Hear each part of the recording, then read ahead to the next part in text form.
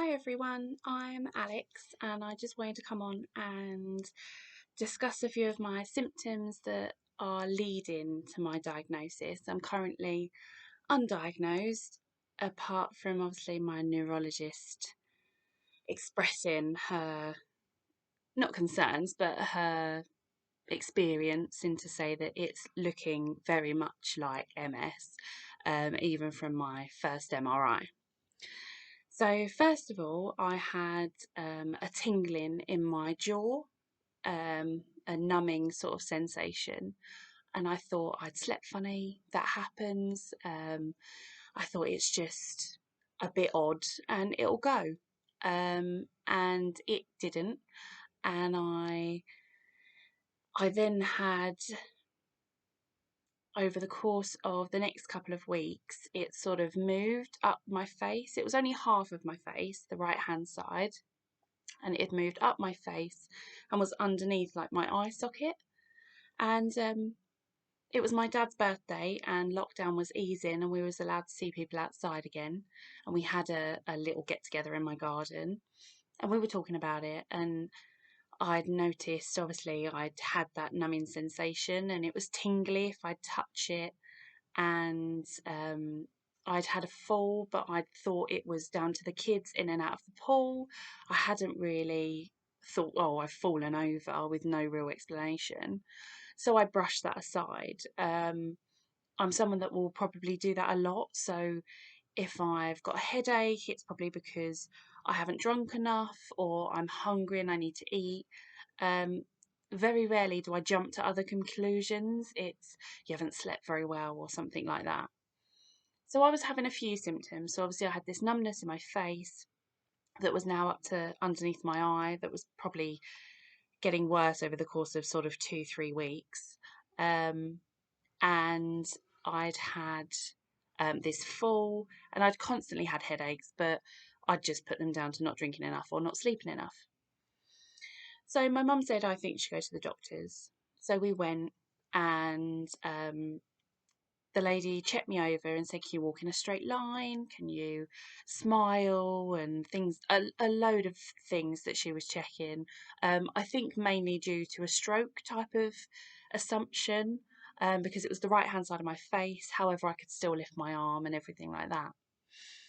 So in the end, she said, I think you're fine. I think it will just go. There's no need to worry about it as such. It should just go within time.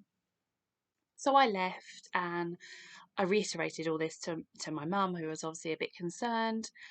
And I said, I'm not too sure I'm happy with that. Maybe I should check with someone else. Like, the doctor doesn't know what it is. Maybe I should check with someone else. So I then thought, well, it started in my jaw. Maybe I should go and see the dentist. So I booked an appointment and they did a load of x-rays, and I can't fault what they did or anything like that. They did a thorough check and they said, no, we can't find anything that it would be to do with us. So I was like, okay, the doctor doesn't know what it is, the dentist doesn't know what it is. I was like, okay, maybe it is just nothing. So a couple of weeks later, no, I think I'd seen my friend that week and we were talking, and I'd mentioned obviously I had this weird numbing sensation in half my face. And she said, well, that's not quite right. Do you want to book an optician's appointment? Because, like, you've seen the dentist, you've seen everyone else. And she works at the local optician. So she said, well, book in and we'll see what it is. So I went to the opticians and saw obviously my friend and the optician, and we went through a number of tests, and they had machines to look at the back of my eye and all things like that.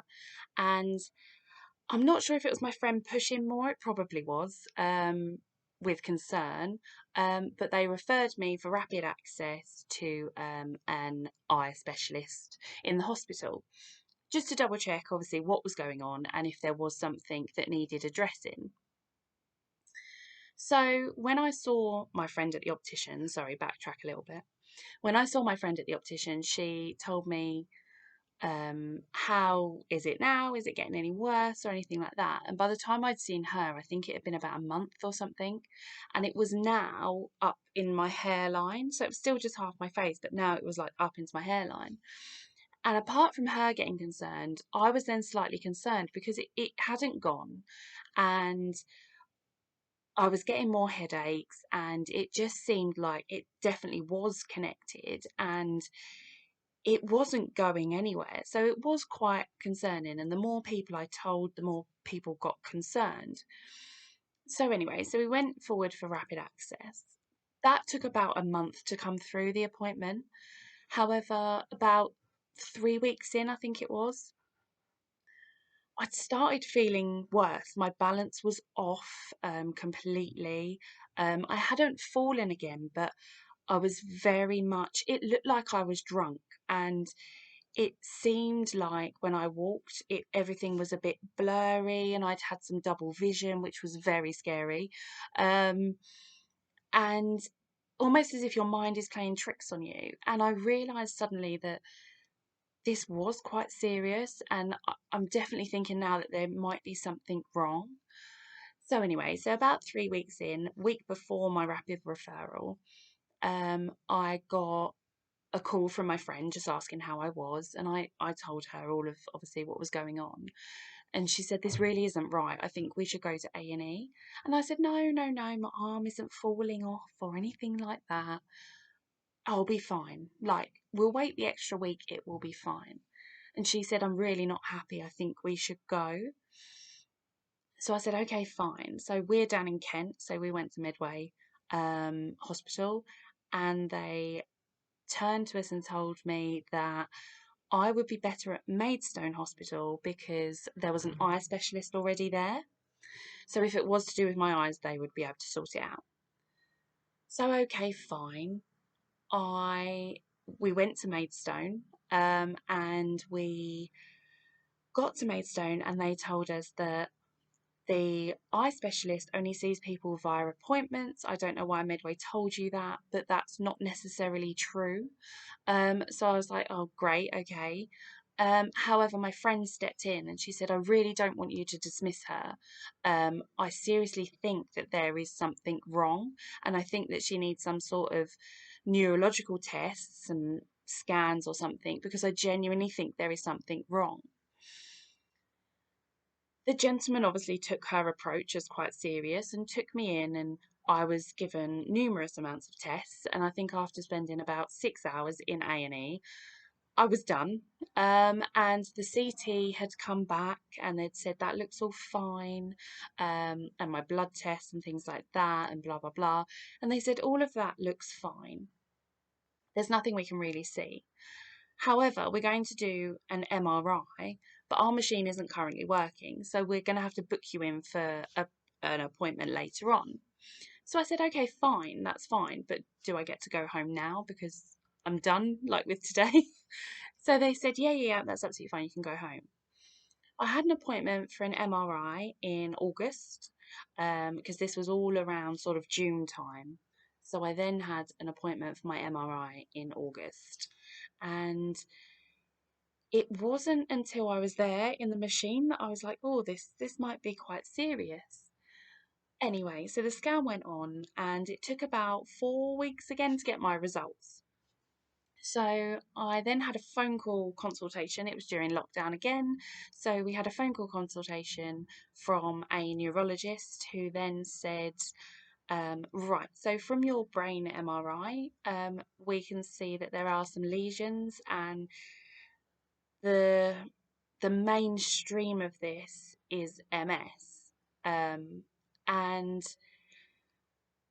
it's very odd when someone like myself, who's not really ill that often, I get flu, but that's about it. Maybe a sickness bug once every 3 years. For someone who's not really ill, to be told you are actually ill, well, you have something, it's very odd. It's a very odd sensation. And because it was over the phone, it wasn't face to face, it was hard to come up with questions or anything that I had right there and then. And we got off the phone after him going, so we want to do another scan, I believe it was, of your spine just to see where we stand. And someone will be in touch to book that in. So I rang my husband as soon as they hung up. I rang my husband and I broke down on the phone to him. And it wasn't necessarily because I was sad. It wasn't necessarily because I thought my life was over or anything. I just, there's never been anything wrong. And suddenly there was something wrong, and someone was going, oh, this is why. And it was just a weird realization. Um, anyway, he rushed home and obviously comforted me. And we looked into it a bit further and we waited for the next scan and this, that, and the other. So I then had the results in September. I then had my spinal MRI in January. I'd had a few more symptoms since then. I'd had a pain in my leg all the way down to my foot. So when I was walking, sometimes my leg would give way. I wouldn't fall over, but sometimes it would give way. I'd had headaches constantly, really, throughout this period. And then just after September, the left side of my face started going numb again. And I was like, oh God, not this again. However, it only went as far as my cheek. It never went the whole way up. And it lasted quite a small amount of time. Um, but I then had this pain in my leg and it's shooting down to my foot. Um, I then had backache and really random, like things I've never had before. Backache to some people, my husband, manual worker, he gets backaches quite on the regular. He's in a hole or something like that, and you're bent over funny and you get a backache. Regular thing. I've never had backache. Really out of the like really random to me. And it was almost as if I'd been doing my husband's job. It was really quite severe backache, and I didn't know what I'd done to feel like this. It seemed a bit odd. And all I could put it down to was the potential that it was something to do with this MS, if that's what they decide that I have. So I went for my MRI again in January, and that was of my spine. And the results came back in February, and they told me that my spine looked absolutely fine. So I believe what I've learnt so far, I believe that my brain is cognitive, so it's speech, it's putting things together, etc. Whereas my spine is much more my mobility. So obviously if I can't walk, but I feel absolutely fine. I can wiggle and all this lot, and I can walk perfectly fine. So I didn't think realistically there would be anything on my spinal MRI at all. So that was good news. I was like, great, nothing on my spine. Maybe they've got it wrong. Maybe it's something else. Maybe they got it wrong. So I had my letter, my follow-up letter, because again, it was a phone consultation. Had my follow-up letter, which said, although her spinal MRI is clear, we still believe, due to her first brain MRI, that this is MS. And I was just like, but surely it affects both. Maybe I'm just an odd one. Maybe it just affects my brain. I'm not too sure. Um, but yeah, that was odd. I was like, well, surely it should be the two together. Anyway, so we now are at the stage where I have had some more symptoms and much more tingly than anything else. Like my fingers right now are tingling. Um, they're not numb. It's just a really odd sensation. And sometimes my arm feels like it's gone dead, but only half of it, so like my elbow. Um, but again, that's like in the middle of the day. So I haven't obviously slept funny, because it's not first thing, it's the middle of the day and I should be fine by now. Um, so that's an odd one. Um, the other night I had a very odd sensation which definitely threw me. I woke up in the middle of the night. I have two toddlers, so that's not uncommon. But it wasn't because of them for a change. I woke up in the middle of the night and I felt like someone was sitting on my chest. It was tight. I didn't have, I wasn't struggling to breathe, but it was super tight as if someone had a belt around me. Um, and my back was aching almost as if they were pulling so tight that it just affected my back and my chest, and it was unreal. um Now that lasted for about an hour before I was able to get back to sleep, and obviously it must have subsided because I was able to get back to sleep. I think that one was the one that truly threw me. That's the symptom, I suppose, that I have thought has been the worst, maybe. I'm not sure. It was very odd to be awoken by something like that. Um, but yeah, I mean, I've now had two more MRIs. I spoke to my neurologist after my spinal MRI and I told her about some new symptoms.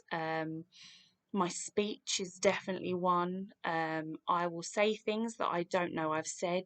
My husband will then later on tell me, obviously, what I've said, but it's in no relation. So, for example, what do you want for dinner, which is what I think I've said, might come across as what do you want next Tuesday? And he'll be like, what's going on next Tuesday? And I'll be like, I said, what do you want for dinner? And he'll be like, no, no, you didn't. So it's very hard to get around that because obviously I don't know I'm doing that. Um, I seem to slur a lot lately or just find it hard to get my words out. And pronunciation, bearing in mind, I used to strive on my English really, um, is sort of my downfall now. My pronunciation is rubbish. I slur my words and I obviously miss words out or say the wrong word. Um, Now, personally, to me, again, I understand that's my brain, so there should be obviously more lesions on my brain than there are anywhere else. But it's very hard to deal with that it's not your mobility. There's not things that you can do to not improve it, but they say obviously exercise with MS is great. Um, but it does sort of feel some days like I'm losing my mind, and that's not the best way to feel, especially at 28. But it just takes you by surprise some days, and some days I'm fine. Today I'm talking absolutely fine at the moment, but it will get you other days, and some days it's the whole day and I just can't string a sentence together, and I almost give up. Just give up. I think it's easier just to give up than it is to continue annoying myself that I can't get my words out. Anyway, sorry. We've now had a third and fourth MRI. I had a head and spinal MRI at the same time. And I have an appointment with a neurologist um, in April. And they have mentioned in the latest letter that they would like to start me on disease modifying therapies or drugs. Um, I'm not too sure how I feel about that because I am of able body. I feel fine. It's just really my head. Um, I feel fine. So I'm not sure how I feel about that. But after that appointment, hopefully we'll do another video and we'll see how we go from there. Um, but I think it's just best if you have any sort of symptom just to get it checked. If it doesn't go, it's just best to get it checked. But these are my symptoms. Obviously, everyone is very different, and MS is like that. It's like a fingerprint. Everyone is so different. You would never normally find two people exactly alike. But I hope you've enjoyed my video, and hopefully, I'll see you soon after my next appointment, and we'll go from there. Maybe in a new video as well, I'll explain about my new diet regime that I've tried to stick to. All right, but bye for now.